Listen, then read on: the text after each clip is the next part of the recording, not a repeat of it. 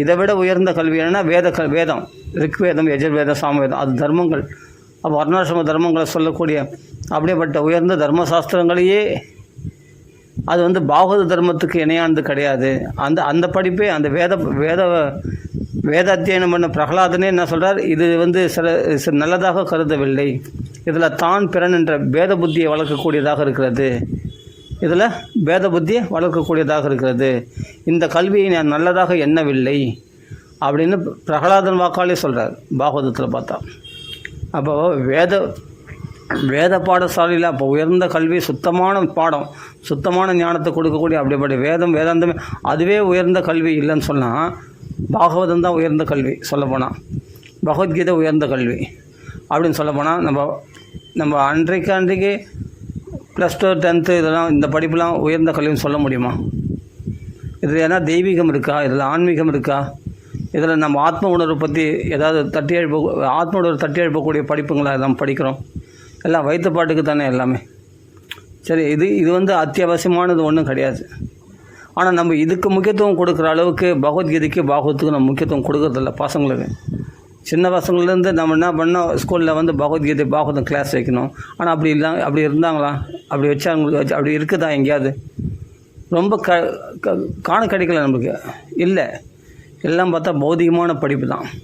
ஆனால் அதுக்கு கொடுக்குற முக்கியத்துவம் பகவத்கீதைக்கே பாகவதத்துக்கு கொடுக்குறதில்ல. இதெல்லாம் மகான்கள் ஒரு பொருட்டாகவே எடுத்துக்க மாட்டாங்க. பிரகலாதன் என்ன படித்தார்? பிஎஸ்சி, எம்பிஎஸ்சி, ஃபிசிக்ஸு, கெமிஸ்ட்ரி, சைக்காலஜிலாம் படித்தாரா? எம்ஃபில், பிஸ்காம் எல்லாம் படித்தாரா? ஒன்றுமே கிடையாது, எதுவுமே படிக்கலை. என்ன படித்தார்? சாஸ்திரங்களை படித்தார், வேதத்தை படித்தார், அத்தியனம் பண்ணிக்கிறார், ஏதோ பைஹார்ட் பண்ணிக்கிறார். ஆனால் அது உள்ள கருத்துக்கெல்லாம் பார்த்தா வேத புத்தியை வளர்க்கக்கூடியதாக இருக்குது, சுத்தமான ஞானத்தை கொடுக்கக்கூடியதாக இல்லை. அதில் கபட தர்மங்கள் சொல்லப்பட்டிருக்கு கர்மகாண்டத்தில் பார்த்தா. அதை நல்லதாக கருதலை. அது கேட்டார், சரி அப்போ நல்லதாக எது கருதுறன்னு யர்ணிகசிபு கேட்டால் அது சொன்ன பதிலே வேறு தெரியுமா? பிரகலாதன் சொன்ன பதிலே வேறு. அப்போ அவர் என்ன படிப்பு சொல்லிக் கொடுக்குறாரு பாருங்கள். என்ன கட்டுறதுன்ற நாரதர்கள் இருந்து கற்றுக்கணும் தான். சண்ட அமர்க்கர்கள் அப்படின்னு சொல்லக்கூடிய சுக்கராச்சாரியுடைய புத்திரர்களால் குருகுல காசத்தில் கற்றுக் கொடுக்கப்பட்ட வேத பாடமானது உண்மை சரியானது கிடையாது. அந்த பாடத்தை நல்லதாக கருதலையாம், அதை மனசில் ஏற்றுக்கலையாம்.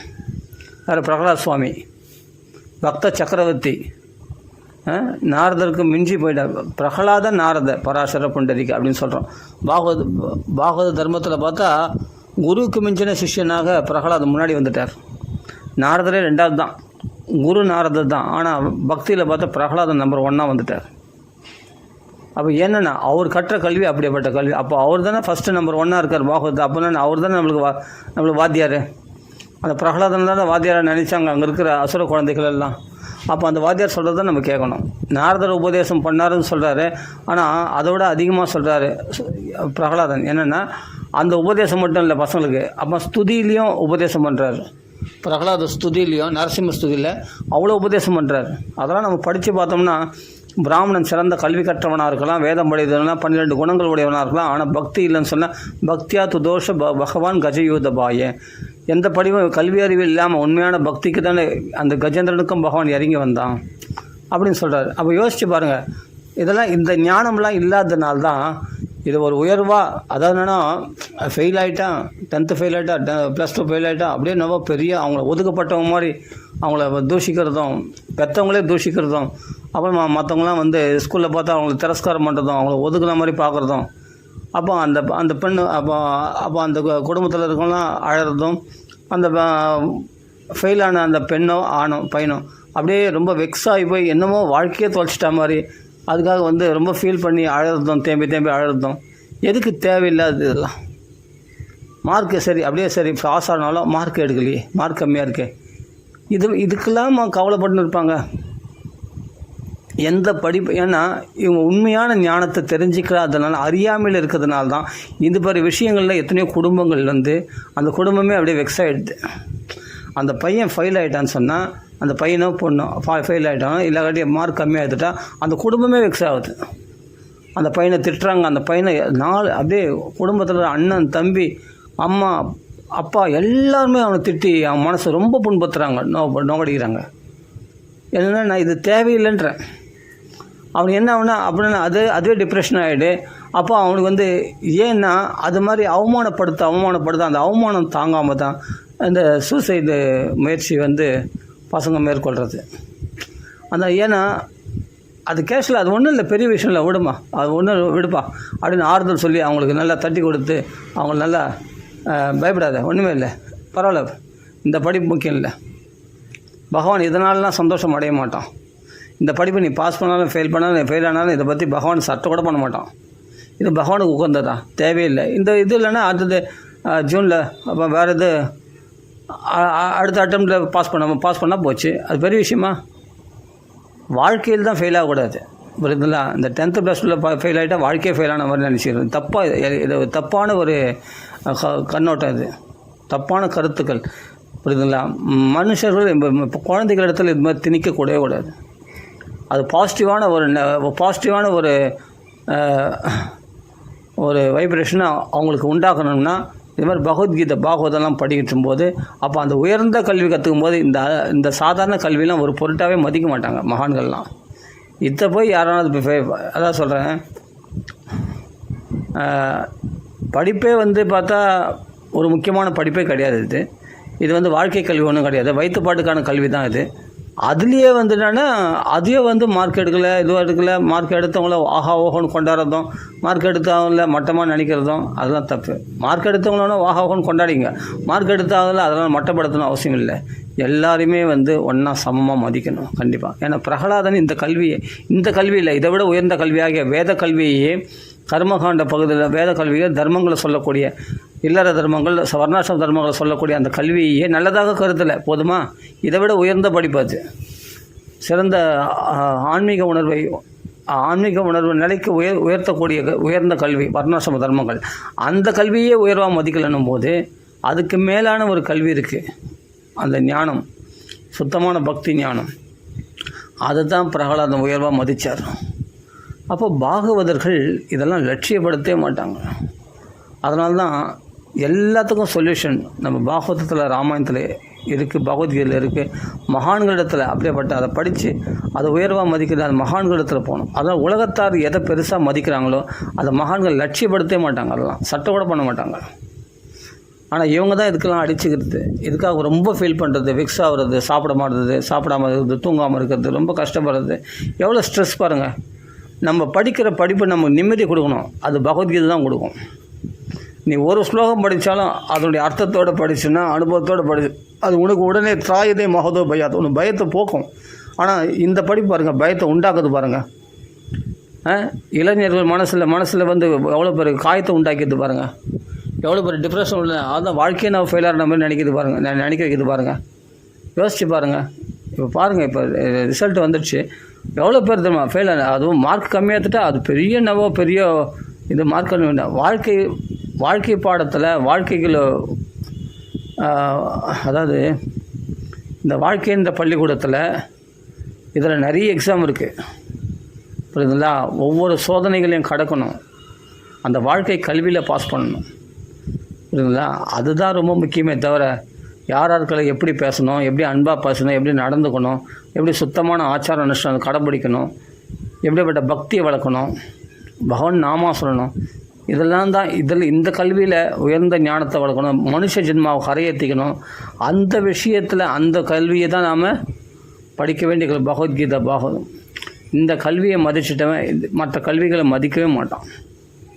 எவ்வளோ பேர் பிஹெச்டினா இருக்குது, என்ன எம்ஃபிலாக இருங்க, அந்த கல்விலாம் வந்து பணத்தை கொடுக்கும், சிறந்த ஞானத்தை கொடுக்காது, அவ்வளோதான். பதவியை கொடுக்கும், சிறந்த ஞானத்தை சிறந்த பக்தியை கொடுக்க முடியாது அவங்களால. அதனால் எதுக்கு முக்கியத்துவம் கொடுக்கணுன்னு கூட தெரியல மக்களுக்கு. அதனால் சின்ன குழந்தைங்கள போய் பெரியவங்களாம் வந்து இது மாதிரி நீ ஃபெயில் ஆகிட்டே, இல்லை நீ மார்க் கம்மியாக வாங்கிட்டே அப்படின்னு சொல்லி அவன் மனசை புண்படுத்தி காயப்படுத்தி எதுக்கு தேவையில்லாத அவங்களையும் டிப்ரெஷனில் உண்டாக்கி, பரவாயில்ல இது அடுத்த அட்டம்ல பாஸ் பண்ணிடலாம், விட்டுதல்ல அடுத்த நல்லா படித்து பாஸ் பண்ணு, அவ்வளோதான் அப்படி சொல்லிட்டு போனோம், அவ்வளோதான். இதில் தட்டி கழிச்சுட்டு போகணும். ஏன்னா இது முக்கியத்துவம் கிடையாது, இது முக்கியமான படிப்பு கிடையாது. இது அதை விட உயர்ந்த கல்வி இருக்குது, பகவத்கீதை பாகவதம், ஆன்ம ஞானம் அப்படின்னு அந்த வழியில் கொண்டு வரணும். குழந்தைங்க நல்வழிப்படுத்தணும், நாம் சங்கீர்த்தனம் பண்ண வைக்கணும், அவ்வளோதான். அதில் சிறப்பாக நம்ம மேல்நிலைக்கு வரணும். அதனால் பிரகலாதன் என்ன கடைப்பிடிச்சார்? இவ்வளோ ஏன் பரத யோகீஸ்வரர் படிக்க சொல்லி கொடுத்தா தப்பாக படித்தார். வேணுமனே காயத்ரி மந்திரத்தையே சரியாக சொல்லலை, தப்பாக படித்தார். படிக்கலை சுத்தமாக. பிறந்ததுலேருந்து கல்விக்கூடத்துக்கே போகல, குருகுல வாசத்துக்கே போகல. அப்பா சொல்லி கொடுத்தா அதை சரியாக தப்பாக சொன்னார். ஆனால் அவர் சிறந்த ஞானியாக பிரகாசிக்கலையா? யோசித்து பாருங்கள். அதனால் இந்த கல்வியெல்லாம் அவங்க பெருசாக மதிக்கவே மாட்டாங்க. அதனால தான் அவங்க கற்றுக்கல இந்த கல்வி. இவ்வளோ ஏன் உபநயன சம்ஸ்காரம் கூட ஏற்றுக்கொள்ளாமல் சுகாச்சாரியர் துறவரமாக அப்படியே பிரம்ம ஞானத்தில், பகவத் ஸ்வரூபத்தில், பகவத் தியானத்தில், விஷ்ணு ஸ்வரூபத்தில் தியானம் பண்ணிட்டு அப்படியே அவர்பாட்டுக்கு என்னென்னா பிரவ்ரஜந்தம் அனுபேதம் அபேத கிருத்தியம். அப்போது அவர் உபநயன சம்ஸ்காரம் கூட செய்து கொள்ளாமல் அப்படியே வீட்டை விட்டு பிரவ்ரஜந்தம், வீட்டை விட்டு வெளியே துறவியாக கிளம்பிட்டார் சுகாச்சாரியர். அப்போ அவர் என்ன படித்தார்? எந்த வேத பாடசாலையில் படித்தார்? எந்த குருகுல வாசம் பண்ணார் அவர்? யோசிச்சு பாருங்கள். சுகாச்சாரியார், கதை சொல்கிற பாகவதம் சொல்லக்கூடிய சுகாச்சாரியார். யோசிச்சு பாருங்கள். பிரகலாதன் என்ன படித்தார்? பிரகலாதன் படித்த படிப்பு என்ன படிப்புனா நாரதர்களுக்கு கற்றுக்கின பாகவத படிப்பு தான். மற்ற ஞானத்தை கூட இந்த வேத அறிவை பெருசாக நினைக்கல. ஆமாம், சண்டமார்கள் சொல்லி கொடுத்த வேத கல்வியை பெருசாக மதிக்கலை, பெருசாக நினைக்கல. அதே மாதிரி பரத யோகீஸ்வரரும் சரி ஒரு குருகுலத்தில் வாசம் பண்ணல. 3வது பிறவியில் பிராமண பிறவியில் பார்த்தா எதுக்கு இதெல்லாம்? உயர்ந்த விஷயத்தை ஒருத்தன் தெரிஞ்சுக்கிட்டானா இந்த தாழ்ந்த கல்வியெல்லாம், அதாவது வேத கல்வியையே அப்படி அதை கற்றுக்கலன்னு சொன்னால் அப்போ இந்த பௌதிக கல்வியை அவங்க பெருசாக மதிப்பாங்க. வேத கல்வியையே உயர்வாக நினைக்காத பரத யோகீஸ்வரர் இந்த பௌதிக கல்வியாக உயர்வாக மதிப்பாங்க. அது பிரகலாதன் ஆகட்டும், அது பரத யோகீஸ்வரர் ஆகட்டும், யாராகட்டும், சுகாச்சாரியர் ஆகட்டும். யோசிச்சு பாருங்கள். இவங்களாம் எந்த குருகுல வாசம் பண்ணாங்க? உன்னத பிரம்மஞானத்தை அடைந்தார்கள். பரத யோகீஸ்வரரும் ஒரே மாதிரி, பரத யோகீஸ்வரரும் சுகாச்சாரியரும் அந்த ஒரே நிலையில் அந்த பிரம்மானுபவத்தில் இருந்தாங்க. யோசிச்சு பாருங்கள். ஆனால் பிரகலாதன் அப்படி தான் இருந்தார், அந்த பகவத் அனுபவத்தில் இருந்தார் பிரகலாதர். சிறந்த பாகவத பக்த சக்கரவர்த்தியாக திகழ்ந்தார். அவர் தான் பாகவத சக்கரவர்த்தி அவர் பிரகலாத் சுவாமி. அதனால் எதுக்கு முக்கியத்துவம் கொடுக்கணும் கூட நமக்கு நிறைய பேருக்கு தெரிய மாட்டேங்குது. அதனால் பாகவதத்தின் படி பார்த்தா இதெல்லாம் ஒரு பொருட்டே கிடையாதுன்னு தோணுது. இந்த படிப்பு, இந்த 10th +2 இல்லை காலேஜே சரி, எம்ஃபிலோ பெரிய பிஹெச்டியோ எந்த படிப்பும் சரி, அதுக்கெல்லாம் நம்ம அதெல்லாம் ஃபெயில் ஆகிட்டா இதுவாகிட்டா ஐயோ பணத்தை கொடுத்து பாஸ் தேவையே இல்லை. அதுக்காகலாம் கவலைப்பட வேண்டிய அவசியமே கிடையாது. அது ஃபெயில் ஆனா பாஸ் ஆனா அது ஒரு பொருட்டே கிடையாது. ஆமாம், அது ஒரு முக்கியத்துவம் கொடுக்க வேண்டிய அவசியமே கிடையாது. முக்கியத்துவம் கொடுக்க வேண்டியதுலாம் நம்ம முக்கியத்துவம் கொடுக்கறதே கிடையாது. திரும்பியே பார்க்க மாட்டேன்றோம். நாம் எதுக்கு முக்கியத்துவம் கொடுக்கணும் கூட தெரியல. என்ன பண்ணுறது? இது மாதிரி ஆட்களை ஒரு தெளிவில்லை. ஒரு தெளிவான ஒரு குருநாதர் கிடைச்சிட்டாருனா, தெளிவான ஒரு மகாத்மா கிடைச்சிட்டாருனா, நீ இதெல்லாம் ஒரு அதை குப்பையை கோபுரமாக நினைக்கிற, கோபுரத்தை திரும்பி கூட பார்க்க மாட்டேன்ற. இதெல்லாம் இதெல்லாம் அதான் சொல்கிறேனே, பௌதிகமான கல்வி, வயிற்றுப்பாட்டுக்கான கல்வி, இதெல்லாம் ஒரு பெருசாக மதிக்கிறேன். எதை பெருசாக மதிக்கணுமோ அதை திரும்பி கூட பார்க்க மாட்டேன்றீங்க, அதை மதிக்க மாட்டேன்றோம். எதுக்கெல்லாம் முக்கியத்துவம் கொடுத்து அதுக்கு போய் அதுக்கு வேறு கவலை வேறுப்படுவியா? அதுக்கு வேறு கவலைப்பட்டு தலைமையில் கை வச்சுன்னு உட்காந்துருவியா? அதுக்கு வேறு சாப்பிடாமல் தூங்காமல் இருப்பியா? இது என்ன முட்டாள்தனம் இது? அதனால் எல்லாருமே புரிஞ்சிக்கணும். வாழ்க்கையில் எதுக்கு முக்கியத்துவம் கொடுக்குமோ அதுக்கு சுத்தமாக முக்கியத்துவம் கொடுக்கறதில்ல. அதான் யானிஷா சர்வபூதம். அதான் முதல்ல சொன்னேன். மகான்கள்லாம் எதை உயர்வாக மதிக்கிறாங்களோ அதை பௌதிகவாதிகள் உயர்வாக மதிக்கிறதில்ல. பௌதிகவாதிகள் எதை உயர்வாக மதிக்கிறாங்களோ அதை மகான்கள் சட்டை கூட பண்ணுறதில்ல. பண்ணுறதே தப்பு. அந்த தப்பில் தப்பில் நியாயம் அநியாயம் கண்டுபிடிக்கிற அது எப்படி இருக்குது பாருங்கள். பண்ணுறதே தப்பு, அதர்மம். புரியுதுங்களா? பகவத் உண்மையான கல்வியை பயிற்று வைக்காமல் குழந்தைகளுக்கு இதுபோல் பௌதிக கல்விகளை பயிற்று வைக்கிறோம். அப்போ அதுவே அதர்மம் தானே. அதான் தான் சொல்கிறார். அசுர குழந்தைகளுக்கு என்னென்னா இந்த வர்ணாசிரம தர்மங்களை எப்படி கபடமாக இது பண்ணணும், எப்படி இந்த தர்மத்தில் நம்ம பதவியை தக்க வச்சுக்கணும் அப்படின்ற விஷயத்துலலாம் சொல்லி கொடுக்குறாங்களாம் வர்ணாசிரம தர்மங்கள்லாம். யாருக்கு? அந்த அசுர குழந்தைகளுக்கு. ஆனால் உண்மையான கல்வி என்னன்றது பிரகலாதன் சொல்லி கொடுக்குறாரு. அப்போ இதில் இந்த கபட தர்மத்தில் போய் மாட்டிக்காதீங்க. புரியுதுங்களா? இது இல்லாத தர்மத்துலையோ கிரகஸ்தாசிரம தர்மத்தில் அந்த சௌக்கியம் கிடைக்கும், இந்த சௌக்கியம் கிடைக்கும்னு சொல்லிட்டு இந்த ஆசைகளை போய் விழாதீங்க. இந்த ஆசைகளை விடக்கூடிய ஒரு தர்மம் இருக்குது.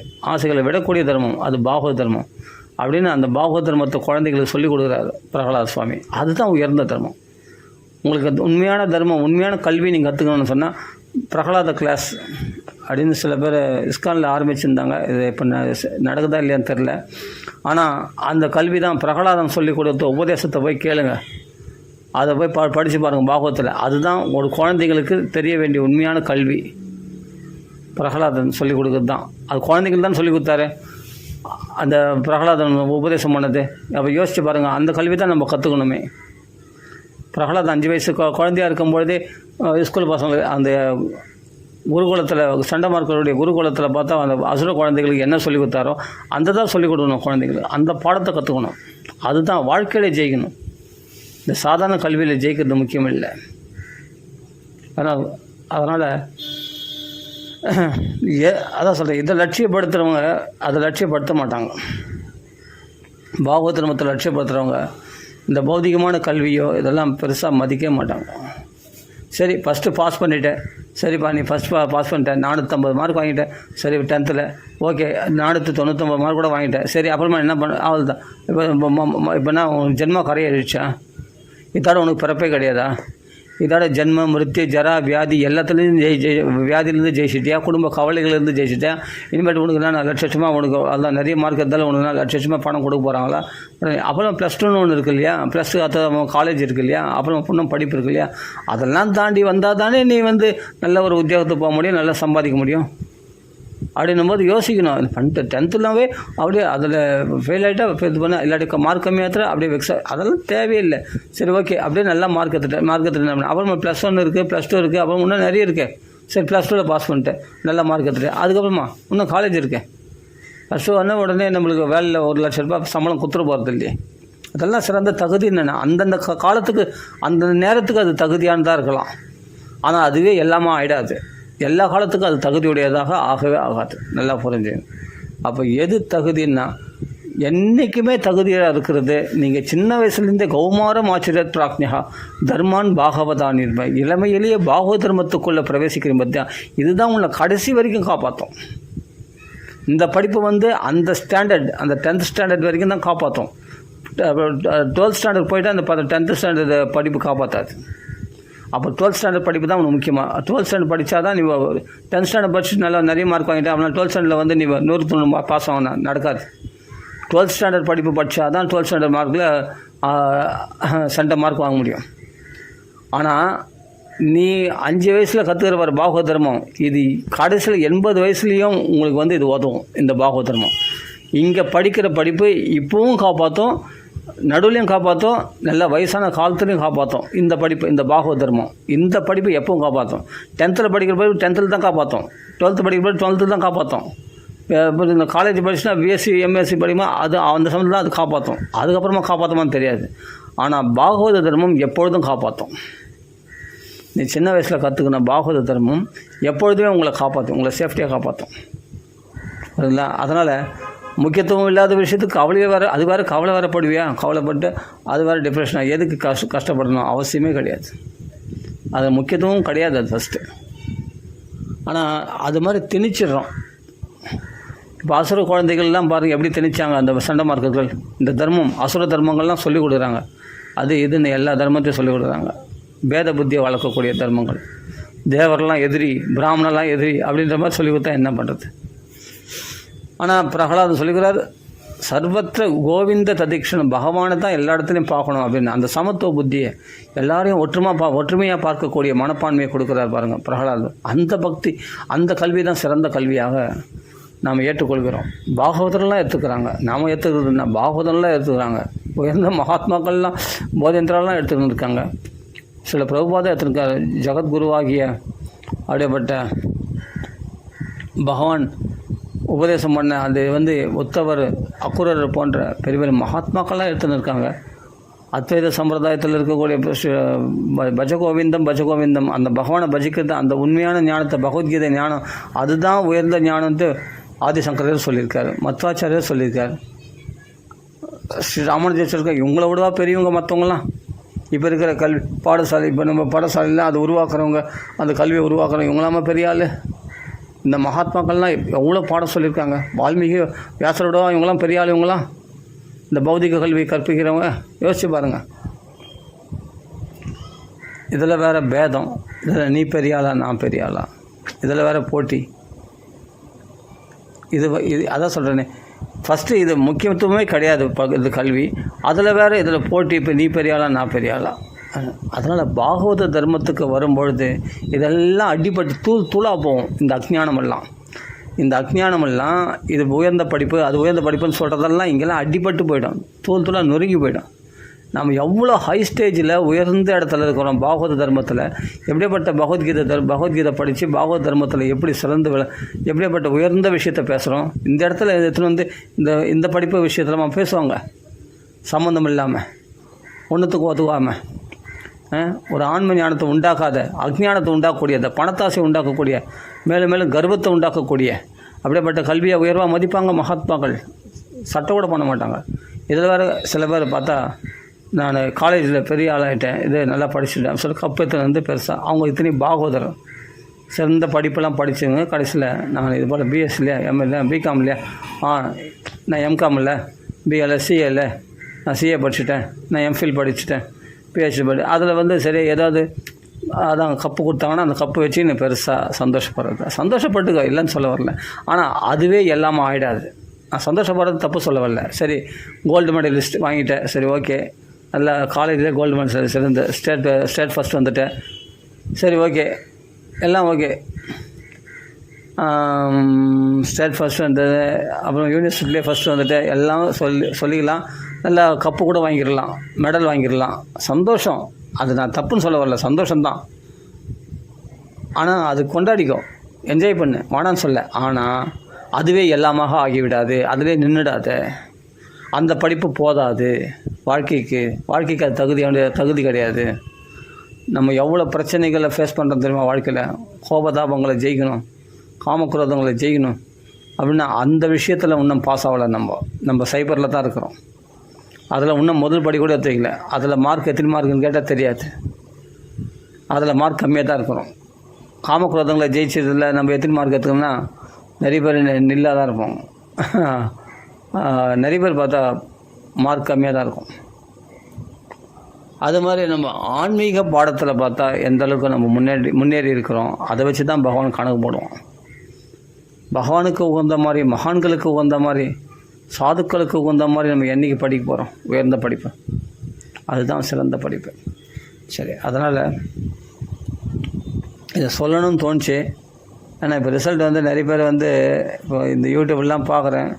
நிறைய பேர் சில பேர்லாம் வந்து என்னென்னா, ஐயோ மார்க் கம்மியாயிடுச்சு, பாஸ் ஆகிட்டாங்க, பாஸ் ஆனால் கூட மார்க் கம்மியாயிடுச்சு. அது போய் பெரிய வெக்ஸாக நினைக்கிறது. எனக்கு பார்த்தா சிரிப்பு தான் வருது எல்லாம் நினைக்கும் போது.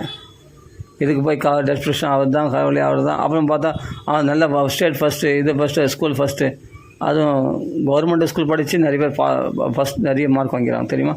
நிறைய பேர் ப்ரைவேட் ஸ்கூல் படித்தா தான் நிறைய மார்க் கிடையாது. கவர்மெண்ட் ஸ்கூல் படித்து நிறைய பேர் நல்ல மார்க் வாங்கிடுறாங்க. சரி, இப்போ அது ஒன்று முக்கியம் கிடையாது. மார்க் அதிகமாக வாங்கினாலும் சரி, கம்மியாக வாங்கினாலும் சரி, பாகவதர்களுக்கு அது முக்கியத்துவம் கிடையாது. அது சொல்ல வரேன். அதனால் நம்ம பாகவதர்களாக மாறணுமே தவிர நம்ம பௌதிகவாதிகளாக இருக்கிறதுல இது என்னென்னா, இப்போ நல்லா மார்க் வாங்கிட்டேன் அப்படின்னு சொன்னால் பௌதிகவாதிகளில் நீ சிறந்தவனாக விளங்குற. இன்னும் ஆன்மீகவாதிகள் பக்கம் நீ திரும்பி பார்க்கல. பக்தி விஷயத்துக்கும் இன்னும் ஒரு படி கூட எடுத்து வைக்கல. பக்தி விஷயமே உனக்கு என்னன்னு தெரியாது. ஆனால் பௌதிகத்தில் படிப்பில் நம்பர் 1 இருக்கிற. ஓகே, ஆனால் ஆன்மீக விஷயத்தில் எவ்வளோ தெரியும் உனக்கு? பகவத்கீதையை பற்றி, பாகவதம் பற்றி என்ன தெரியும் உனக்கு அப்படின்னு கேட்டால் சைபர் அவள் தான். அதை பற்றி ஒன்றுமே தெரியாது. எங்களுக்கு அதெல்லாம் ஸ்கூலில் சொல்லிக் கொடுக்கல. அப்போ சிறந்த கல்வி நம்ம இன்னும் நிறைய பேருக்கு போய் சேரலை. நிறைய பேருக்கு சிறந்த கல்வி இன்னும் போய் சேரலை. அது சேரத்துக்கு தான் மகான்களை நாடணும், குருமார்களை நாடணும், மகாத்மாக்களை நாடணும். நாடினா அவரிடத்துல இந்த பாகவத கல்வி நமக்கு கிடைக்கும். உபநிஷத்துக்கள்லாம் நம்ம சொல்லுவாங்க. அதனால் இதை விட சிறந்த கல்வியாக வேத கல்வியே பெருசாக எடுத்துக்கல பிரகலாதன் முதலானவர்களாம்.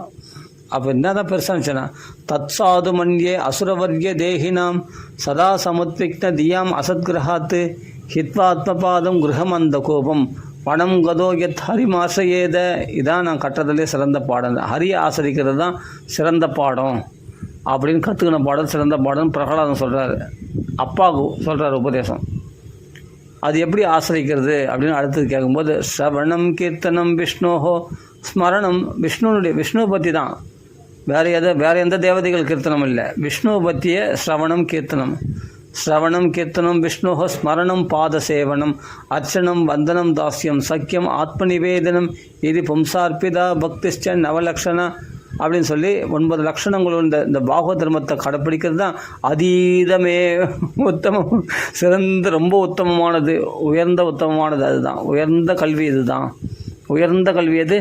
பகவானுடைய கதைகளை கேட்குறது, நாம சங்கீர்த்தனம் பண்ணுறது, பகவானை பற்றி எப்பொழுதும் ஸ்மரணம் செய்து கொண்டிருக்கின்ற பாகவத பாராயணம் பண்ணுறது, பகவானுக்கு ஷோடசோபச்சார பூஜைகள் பண்ணுறது, வந்தனம் பண்ணுறது, தாசியமாக அவருக்கு கைங்கரியம் பண்ணுறது, நம்ம வீட்டில் இருக்கிற பூஜாரிகளை சுத்தம் பண்ணுறது, கோயில்களை சுத்தம் பண்ணுறது, கூட்டி பெருக்கிறது, பகவானுக்கு பூக்களால் பகவானுக்கு அலங்காரம் பண்ணுறது, பகவானுக்கு சந்தனம் வச்சு தீபங்களை ஏற்றி தூப தீபங்களை காட்டுறது, பகவானுக்கு நைவேத்தியமான பழங்கள் புஷ்பங்கள் எல்லாம் சமர்ப்பிக்கிறது, வந்தனம் பண்ணுறது, நெத்தி கிட்டுக்கிறது. அதே உடம்புல வைஷ்ணவரெல்லாம் 12 இடங்களில் அந்த திலகம் கட்டுப்பாங்க. அதெல்லாம் பண்ணிக்கிட்டு சுத்தமாக ஆச்சாரமாக காலைல ஸ்நானம் பண்ணிவிட்டு இதெல்லாம் பண்ணிவிட்டு பாகவத பாராயணம் பண்ணணும், நாம சங்கீர்த்தனம் பண்ணணும், அனவரதம் நாம சங்கீர்த்தனம் பண்ணணும், பகவத் கதைகளை காது நிறைய கேட்கணும், தாசியம் சக்கியம் பகவானிடத்தில் நட்பு கொண்டு பகவானிடத்தில் பேசணும், பகவானிடத்தில் பிரார்த்தனை. நிறைய ஸ்துதிகள் இருக்குது பாகவதத்தில். அந்த ஸ்தோத்திர பாடங்களை படிக்கணும். கஜேந்திர ஸ்துதி, பிரகலாத ஸ்துதி, துருவ ஸ்துதி, குந்தி ஸ்துதி, பீஷ்ம ஸ்துதி, அப்படி துருவனுடைய ஸ்துதி, பிரகலாத ஸ்துதி அப்படின்னு இதெல்லாம் அம்பரீஷ ஸ்துதி. இதெல்லாம் அந்த ஸ்துதிகளால் பகவானை போற்றி துதிக்கணுமா? ஆமாம், அதுக்கு தான் ஸ்துதிகளை கொடுத்துருக்கு. வேறு எதுக்கு கொடுத்துருக்காங்க? சும்மா தூங்க வைக்கிறதுக்கா? வீட்டில் புஸ்தகங்களில் ஒரு நாள் பிரகலாத ஸ்துதி படி, ஒரு நாள் பிரம்மஸ்துதி படி, ஒரு நாள் அக்குர ஸ்துதி படி, உத்தவர் ஸ்துதி படி, எவ்வளோ ஸ்துதிகள் எவ்வளோ சொல்கிற ருத்ரகீதம் படிங்க ஒரு நாளைக்கு. ஒரு நாள் நாராயண கவசம் படிங்க, ஒரு நாள் விஷ்ணு பால ஸ்தோத்திரம் படிங்க, ஒரு நாள் நாராயண கவசம் படிங்க, ஒரு நாள் அஜாம்பல வாக்கியம் படிங்க, ஒரு நாள் பிரகலாத ஸ்துதி படிங்க, ஒரு நாள் துருவ ஸ்துதி படிங்க, ஒரு நாள் கஜேந்திர ஸ்துதியை படிங்க. அப்போ எதுக்கு தான் பாகவதம் வீட்டில் தூங்க வச்சிருந்தேன்? ஒரு நாள் குந்தி ஸ்துதி படிங்க, ஒரு நாள் பீஷ்ம ஸ்துதி படிங்க, குரு தேசத்து பெண்கள் ஸ்தோத்திரம் பண்ண அந்த ஸ்துதியை படிங்க. எவ்வளோ ஸ்துதிகள் இருக்குது. ஸ்துதிகள் கொட்டி கோபிகா கீதம் படிங்க, கோபிகள் ஸ்துதிகள்லாம் படிங்க, கோபிகள் கீதமாக பாடியிருக்காங்க. பிரமர கீதம் படிங்க, யுகல கீதம் படிங்க, வேணுகீதம் படிங்க, கோபிகா கீதம் படிங்க. எத்தனை கீதம் இருக்குது? அத்தனை கீதங்கள்லாம் அந்த கீதங்கள்லாம் பாடுங்க. உத்தவ கீதை படிங்க. எவ்வளோ ஸ்தோத்திரம், மார்கண்டிய ஸ்தோத்திரம் படிங்க. அதெல்லாம் நிறைய ஸ்துதிகள் நிறைஞ்சி கிடக்கிற அப்படியேப்பட்ட பாகவதத்தை வச்சுக்கிட்டு நம்ம தூங்க வைக்கிறோன்னு சொன்னால் ஒரு நாளைக்கு ஒரு ஸ்துதி படித்தாலே எத்தனையோ ஸ்துதி நம்ம படிச்சிருக்கலாம். அப்படி பகவானை போற்றி புகழ வேண்டும்.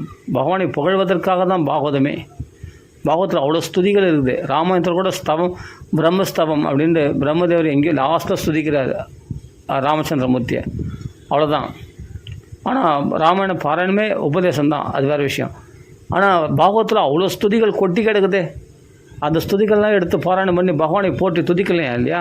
நாம சங்கீர்த்தனம் பண்ணலாம் இல்லையா? நாம சங்கீர்த்தனம் பண்ண முடியலன்னா பாகவத பாராயணம் பண்ணும்போது ஸ்துதிகளையாவது எடுத்து படிக்கலாமே, பகவானை போற்றி துதிக்கலாமே. தேவரெல்லாம் எவ்வளோ ஸ்துதி பண்ணியிருக்காங்க பாருங்கள். எத்தனை தேவர்கள் ஸ்துதி பண்ணியிருக்காங்க பாருங்கள். அந்த விருத்தராசுரனை வதம் பண்ணுறதுக்காக தேவரை ஸ்துதி பண்ணுறாங்க. மகாபுருஷா மகா நாராயணா அப்படின்னு 6ஆவது ஸ்கந்தத்தில் பார்த்தா. அப்போ தேவர்கள் கர்ப்பஸ்துதி பண்ணுறாங்க கிருஷ்ணனுக்கு. அப்போ வசுதேவ ஸ்துதி பண்ணுறார், தேவகி ஸ்துதி பண்ணுறார். எத்தனை ஸ்துதி பாருங்கள். அப்படி ஸ்துதி பிரதானமாக இருக்கின்ற பாகவதத்தில் அவ்வளோ ஸ்தோத்திரங்கள் நிறைய இருக்குது, கொட்டி கிடக்குது. சுகஸ்தவம் சுகதேவரே ஸ்தோத்திரம் பண்ணுறார் பகவானே. அதெல்லாம் படித்து பாருங்கள், அருமையாக இருக்குது அந்த ஸ்துதிகள். நீ அர்த்தமே புரியவானா, அப்படியே ஸ்தோத்திரமாக படித்தா பகவானுக்கு புரியும். பகவானுக்கு புரிஞ்சால் போதும். நீ பகவானை தானே ஸ்துதிக்கிற, அப்போ பகவானுக்கு தான் புரியணும். அப்போ பகவானை ஸ்துதிக்கும் போது பகவானுக்கு தான் புரியணும். பகவத் ஸ்தவம். அப்போ சுகதேவர் பகவானை போட்டு ஸ்துதிக்கிறாருன்னா பகவானுக்கு புரியணும் தானே ஸ்தோத்திரம் பண்ணுறாரு. மக்களுக்கு புரியணும். பகவானை புரியணுதுக்காக தான் பகவானை ஸ்தோத்திரம் பண்ணுறாரு அந்த தேவநாகரி பாஷையில். அப்படின்போது அந்த ஸ்தோத்திரம் பண்ணும்போது அந்த ஸ்தோத்திரத்தை படித்தா பகவான் சந்தோஷம் அடைகிறான். அந்த ஸ்தோத்திரத்தினால சர்வகாமே வரேஸ்வரகா, எல்லா ஆசைகளையும் நிறைவேற்றக்கூடிய ஈஸ்வரன் நான். இந்த ஸ்துதியை படித்தா நான் அந்த பலன் கொடுக்குறேன், இந்த ஸ்துதியை படித்தா அந்த பலன் கொடுக்குறேன். அப்படி ஒவ்வொரு ஸ்துதிக்கும் 1008 பலன். துஸ்வப்ன நாசம் உண்டாகணுமா, செல்வம் உண்டாகுமா, நல்ல புகழ் உண்டுமா, ஆயுஷ் உண்டாகுமா, இவ்வளோ சொல்லிப்பட்டிருக்கு அந்த ஸ்துதிகள்லாம் படித்தா. அவ்வளோ ஸ்துதிகள் கொட்டிகள். ஸ்துதிமணிகள்னு ஒரு புஸ்தகம் போட்டிருக்காங்க ராமநாத் பப்ளிகேஷன்ஸை பார்த்தா. பாகவதத்தில் அவ்வளோ ஸ்துதிகள் நிறைஞ்சிருக்கு. அப்போ பகவானை புகழ்ந்து பாடுறது. அப்போ அர்ச்சனம், வந்தனம், தாஸ்யம், சக்கியம், ஆத்ம நிவேதனம், முழுசாக பகவானுக்கே நம்ம வாழ்க்கையை அர்ப்பணம் பண்ணுறது. இது படிப்பு, இது சந்தோஷத்தை கொடுக்கக்கூடிய படிப்பு. மற்ற படிப்புலாம் சரியாக படிக்கலாம், இதுவெல்லாம் பாஸ் பண்ணால் நல்ல மார்க் எடுத்தால் சந்தோஷம். ஆனால் அது எல்லாமே ஆகிடாதே, அது வாழ்க்கைக்கு உதவாதே, பிரச்சனைகளை சமாளிக்கிறதுக்கு அது போதாதே அந்த படிப்பு. அது ஆபத்துலேருந்து நம்மளை நகி ரக்ஷதி துக்குறுங்காரணி, துக்க காலத்தில் அது காப்பாற்றாதே அந்த படிப்பெல்லாம். நீ 10th + 2 மற்ற படிப்பெல்லாம் படிக்கிறியா, அந்த படிப்பு ஒன்று ஆபத்து காலத்தில் காப்பாற்றாதே. உனக்கு திடீர்னு சங்கடம் ஏற்பட்டுச்சுன்னா குடும்ப சூழ்நிலைகளில் அந்த சமயத்தில் அந்த சூழ்நிலையை எப்படி சமாளிக்கிறதுன்னு அந்த படிப்பு நம்மளுக்கு சொல்லிக் கொடுக்கலையே. மைண்டு ரிலாக்ஸ் ஆகிறதுக்கு, நம்ம கவலையை போகிறதுக்கான படிப்பு கிடையாது அது.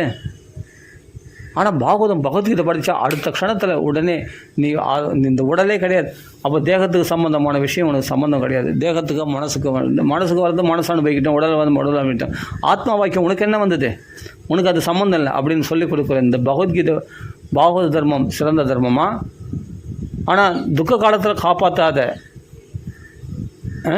பணத்தை மட்டும் கொடுக்கக்கூடியது. அப்படியே படித்தா பெருசாக பணம் கொடுக்கும், அதில் நல்ல வேலை உத்தியோகம் கொடுக்கும், அப்படி அவள் தானே தவிர கவலையிலேருந்து நம்மளை விடுவிக்காத இந்த படிப்பு முக்கியமாக யோசித்து பாருங்கள். அப்போது பிரகலாதம் சொல்லி கொடுக்குற படிப்பு தான், ஹரியை ஆசிரிக்கிறது தான் நம்மளுக்கு சாந்தி கொடுக்கும், மனசு நிம்மதி கொடுக்கும். அதான் உயர்ந்த படிப்பு. அந்த படிப்பு தான் கற்றுக்கணுமா. அது அங்கே அடிக்கடி சொல்கிற பிரகலாதன், அதாவது என்னென்னா சிறந்த நாளம் திஜத்வம் தேவத்வம் ரிஷித்வம் அதெல்லாம் தேவையில்லை. அதெல்லாம் தேவனாக இருக்கணும், விஷயம்னா தேவையில்லை. நீ வந்து நல்ல பணக்காரனாக இருக்கணும், ஏழை இதுவாக இருக்கணும், நல்ல கல்வி கற்றவனாக இருக்கணும், நல்ல பலசாலி, அதெல்லாம் தேவையில்லை. அதெல்லாம் தகுதியே கிடையாது. அமளியா பக்தி ஹரிநந்தியத் விடம்பனம். அமளியா சுத்தமான பக்தி தான் பகவானுக்கு பிரியமானது. மற்றதெல்லாம் வெளிவேஷம். திரிய அதே அக்ஞானத்தில் உழுது, திரிய நல்லா கேட்குறோம் பாகவதம், அடுத்த நேரத்தில் மறுபடியும் அதே பௌதிகமான படிப்புக்கு முக்கியத்துவம், பௌதிகமான விஷயங்களுக்கே முக்கியத்துவம் கொடுத்துன்னு மறுபடியும் அதே அக்ஞானம், திருப்பி ஞானம் பிறந்து திருப்பி அக்ஞானத்தில் விழுது.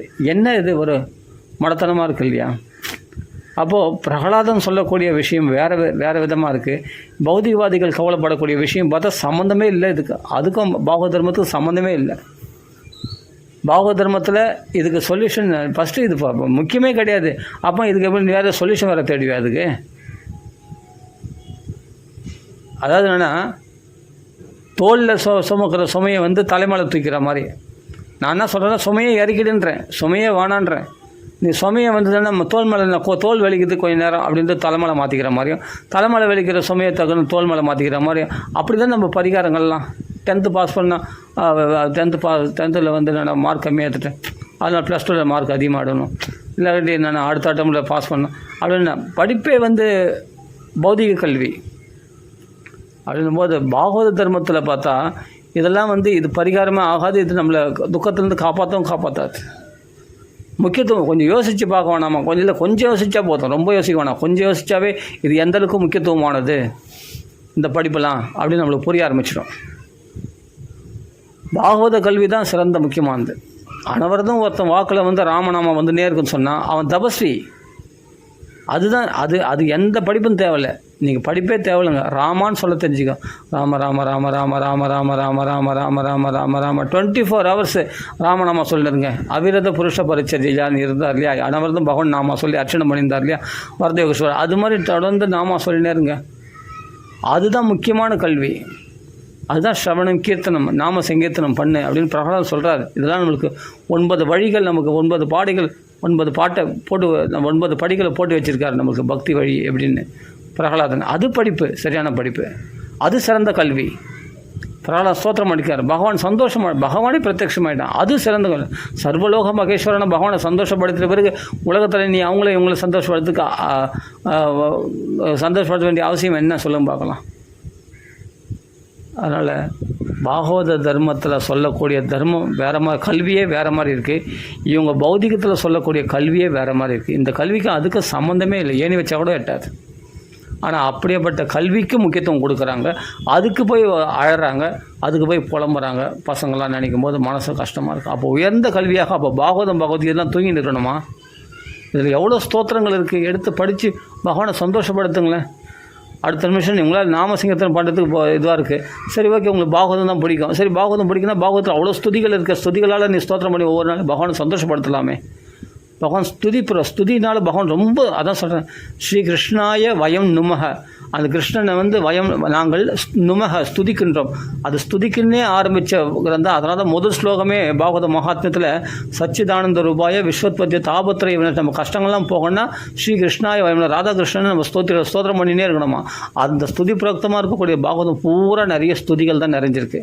அப்போ பகவானை ஸ்தோத்திரம் பண்ணுறதுக்கு நிறைய ஸ்துதிகள் இருக்குது. கஜேந்திர ஸ்துதி, நிறைய ஸ்துதி, உத்தவ ஸ்துதி, நிறைய அக்ரூர ஸ்துதி, வசுதேவ ஸ்துதி, தேவகி ஸ்துதி, கர்ப்பத்தில் இருக்கிற கிருஷ்ணனை தேவர்கள்லாம் ஸ்துதி பண்ணுறாங்க, அந்த தேவர்கள் ஸ்துதி, பிரம்மதேவர் ஸ்துதி, எக்கச்சக்க ஸ்துதிகள் இருக்குது. சிவன் ஸ்துதி பண்ணியிருக்கார். சகல நாகர்கள், யக்ஷர்கள், கந்தர்கள் எல்லாமே, வைத்தாளிகர்கள் எல்லாமே, விஷ்ணு பாஷர்கள் எல்லாமே ஸ்துதிச்சிருக்காங்க. நரசிம்மாவதார் காலத்தில் பகவான் அவரோட பிரகலாதனே ஸ்துதிச்சிருக்கார் 43 ஸ்லோகங்களால். துருவன் 12 ஸ்லோகங்களால் ஸ்தோத்திரம் பண்ணியிருக்காரு. படித்து பாருங்கள்.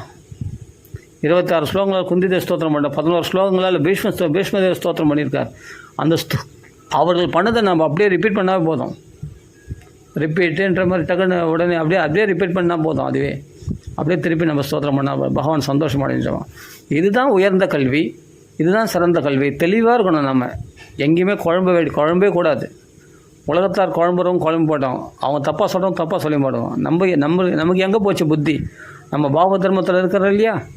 எதுக்கு முக்கியத்துவம் கொடுக்கணும்? இதுக்கெல்லாமா முக்கியத்துவம் கொடுக்கறது? அப்போ அவங்களுக்கு அது மாதிரி ரொம்ப டிப்ரெஷன் கவலைப்படுறவங்களுக்கு அவங்களுக்கு இதெல்லாம் எடுத்து சொல்லணும். இதுக்கெல்லாம் கவலைப்படாதப்பா, இது முக்கியமானதே கிடையாது. ஃபஸ்ட்டு இந்த படிப்பு, நீ உண்மையான படிப்பை நான் காமிக்கிறேன் வான்னு சொல்லிட்டு பாகவதத்தை எடுத்து அவங்க கையில் கொடுத்துருங்க. நாமசங்கீர்த்தனம் பண்ண வைங்க.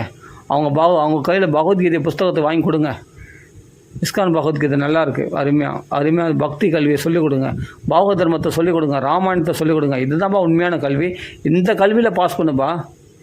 இதுதான் வாழ்க்கையில் நீ ஜெயிக்க முடியும், வாழ்க்கையில் வெற்றி அடைய முடியும். மனுஷ ஜென்மம் கரையேற்றி கொள்ளக்கூடிய, ஜெயத்தை கொடுக்கக்கூடிய அப்படிப்பட்ட கல்வி இதுதான் உண்மையான கல்வி. மற்றதுதான் போலி, அது உண்மையான கல்வி கிடையாது. இதுதான் உண்மையான கல்வி, உன் வாழ்க்கையை உயர்த்தக்கூடிய கல்வி. இந்த கல்வியை கற்றுக்கும். அதெல்லாம் வயிற்றுப்பாட்டுக்காக புரியுதா? அது பணத்தை சம்பாதிக்கிறதுக்காக அந்த கல்வி. ஆனால் இது ஆன்மாவை நம்ம இழந்த ஆத்மாவை சம்பாதிக்கிறதுக்கான இந்த கல்வி. எஸ், ஆத்ம தீபம். இந்த ஆத்மாவை பிரகாசிக்க செய்யக்கூடிய தீபமாக அந்த பாகவதம், அத்தியாத்ம தீபம். திதிஷத. அப்போது இந்த சம்சார சாகரத்தை தமோந்தம் சம்சாரை நாம் கருணையாக புராண குஹ்யம். அப்போது கருணையினால் இந்த ரகசியமான இந்த புராணத்தை வெளியிட்டிருக்கார் சுகாச்சாரியான்னு சொன்னால், இந்த சம்சார சாகரத்தை கடக்கிறதுக்காக, கஷ்டங்களை கடக்கிறதுக்காக. இதுதான் நம்ம கஷ்டத்துலேருந்து காப்பாற்றோம். அதெல்லாம் நகி ரக்ஷதி துக்குருங்கரணி, அதெல்லாம் கஷ்டகாலத்தில் காப்பாற்றாச்சு அப்படின்னு நம்ம மக்களுக்கு இதெல்லாம் இது எந்த அளவுக்கு நம்ம ஸ்ட்ராங்காக இருக்கணுன்றது நம்ம முக்கியம். அதுதான் நான் இவ்வளோ வலியுறுத்துகிறேன்.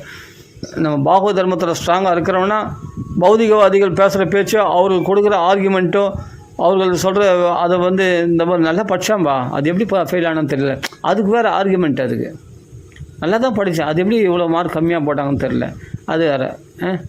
நல்லா தான் படித்து நல்லா தான் எழுந்தான், ஆனால் நான் நல்லா தான் படித்தேன், உடனே அதுக்காக அப்படியே கண்ணீர் வடிக்கிறது, அழறது. சில பெண்கள்லாம் பார்த்தா மார்க் கம்மியாயிடுச்சுன்னு அழறது. ஃபஸ்ட்டு இது எண்ணமே தப்பு. இதுவே ஒரு அஜ்ஞானம். அஜ்ஞானத்துக்குள்ளே ஒரு அஜ்ஞானமா? இருட்டுக்குள்ளே ஒரு இருட்டா? அதுக்கு போய் அழுவியா? ஃபஸ்ட்டு படிப்பே நான் என்ன சொல்கிறேன்னா, இது உயர்ந்த படிப்பு இல்லைன்னு சொல்ல வரேன். பாகவதம் படிப்பு தான் உயர்ந்தது. பகவத்கீதை படிப்பு, ராமாயணம், இதுதான் உயர்ந்த கல்வி. உயர்ந்த கல்வியே கிடையாது. அப்போ அதுக்கு வேறு போய் அழுவியா? அப்போ எவ்வளோ பேர் அஜ்ஞானத்தில் ஒரு அஜ்ஞானம் பாருங்கள். இருட்டில் உள்ள ஒரு இருட்டா? அதுதான் நம்ம புரிஞ்சுக்கணும். இதெல்லாம் எடுத்து சொல்கிறதுக்கு பெரியவங்க கிடையாது இன்றைக்கி. அந்தளவுக்கு பெரியவங்க நிறைய பேர் பெரியவங்க எடுத்து சொல்கிறதுக்கு வீட்டில் நான் சொல்கிறது என்னென்னா, மகான்கள் நிறைய பேர் இருக்காங்க, உபன்யாசம் பண்ணுறவங்க. ஒவ்வொரு வீட்டில் இருந்தாங்க அந்த காலத்தில்.